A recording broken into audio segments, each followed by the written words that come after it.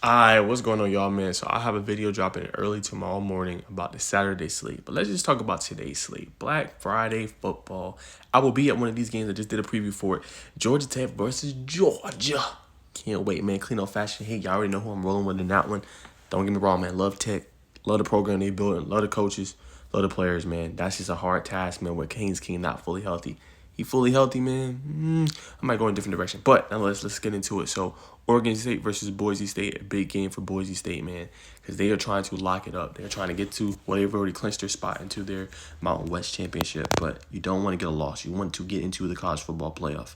You know what I'm saying? So you want to win this game, you want to win your conference, and you could likely get a high seed, might get a top 4 seed potentially. So Boise State got to handle business. Ashton Genty, Madsen got to throw the ball well, not turn over the football. Defense got to play better than what they're playing. Wyoming had too many points last week.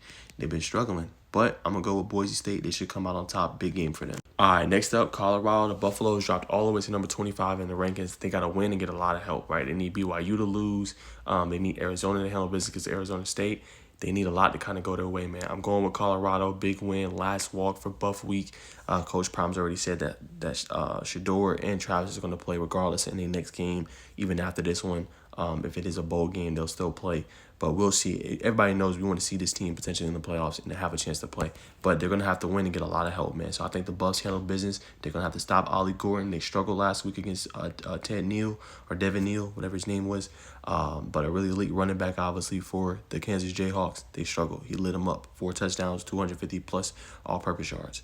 They got to find a way to stop Ollie Gordon. That's their best hope.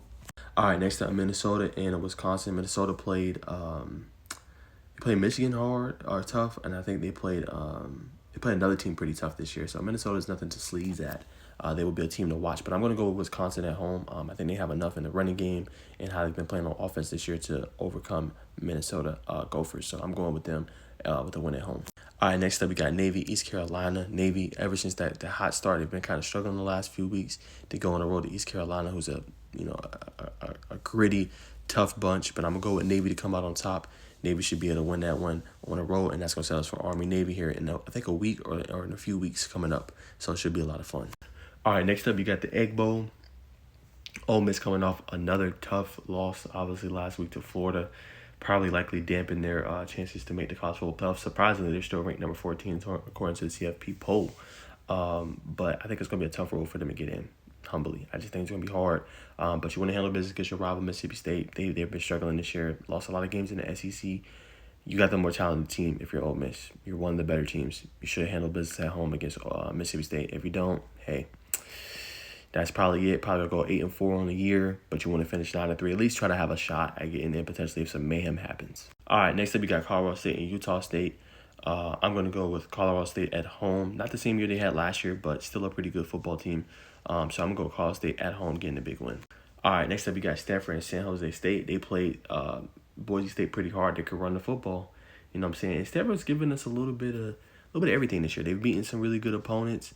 You know what I'm saying? They've come up short against other opponents they should have beat. So you never know what kind of Stanford team you're going to get, to be honest. But nonetheless, on the road, I think Stanford will have enough today in order to beat them and beat San Jose State. So I'm going with Stanford on the road. All right, next up, obviously you guys know who I'm going with. Georgia Tech. I'm going with the Bulldogs just because of the health of Haynes King. I think they're right there. Georgia Tech is right there. You know what I'm saying? Just competing, contending with top teams in the country. And they can send a statement. If they go in there and they beat Georgia, they will be sending a statement to college football playoff world like, hey, okay, y'all sleep on us next year if you want. We're going to come right back here. We're going to hit the portal, get some guys. We got a great top 20 recruiting class coming in. Hey, I'm telling you, man, that's going to be a team to watch going forward. But I'm going to go with Georgia. Carson Beck's playing better football. They're running it well with Nate Frazier. Their back end looks good. Top 20 unit and a lot of defensive categories. I think Georgia's going to win that. All right, next up, we got Nebraska versus Iowa. Iowa always, for whatever it seems like, is just offensively challenged. Nebraska's kind of had their up and downs. They beat Colorado earlier this year, a top 25 team. They've lost some games to some key opponents as well and gotten, beat pretty good. But nonetheless, I'm going with Nebraska. I think they come out on top. Big win for them. All right, next up you got Utah versus UCF. UCF can run the ball well with R.J. Harvey. He's been having a great year, one of the best backs in the country. Outside of obviously Ashton Genty and I go Jarquez Hunter, I think he's number 3 on that list. He's that elite. He's that good. Utah, low up and down year. Cam Rising unfortunately loses for the year, but they played tough. They played Iowa State tough last week. I would not be surprised if they went on the road and came out with a win in this one. For whatever reason, Utah always plays some really good football. Defense plays well enough for them to get possessions and score. So I'm going with Utah, man, with the win. All right, y'all. So there you go. There you have it. That's what I'm rolling with, man. Boise State, Colorado, Wisconsin, Navy, Ole Miss, Colorado State, Stanford, Georgia, Nebraska, and UCF, man. Y'all comment below, man. What's your picks for Black Friday? Let me know in the comments, man. Am I crazy for these picks? I want to hear y'all thoughts.